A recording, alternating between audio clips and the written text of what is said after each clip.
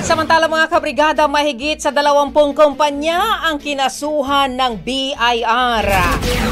Brigada Jigo Custodio, ibrigada mo! Brigada Live Report! Nagsampa ng tax evasion cases ang BIR sa Department of Justice laban sa 23 kumpanya, 56 na corporate officers at 17 certified public accountants na umano'y sangkot sa paggamit ng ghost receipts, mga peking resibo na ginagamit para makaiwas sa tamang buwis. Ayon kay BIR Commissioner Romeo Lumagi Jr., tinatayang nasa 1.41 billion pesos ang nawawalang buwis sa gobyerno dahil sa mga transaksyong ito.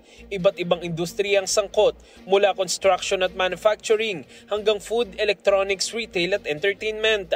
Lumabas sa investigasyon na ang mga kumpanyang ito ay bumili mula sa mga tinatawag na ghost corporations, mga kumpanyang peke at walang totoong operasyon, empleyado o asset.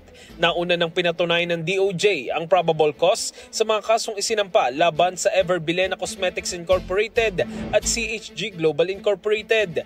Malinaw ang mensahe ng BIR, hindi sila titigil hanggat hindi nawawakasan ang paggamit ng ghost receipts.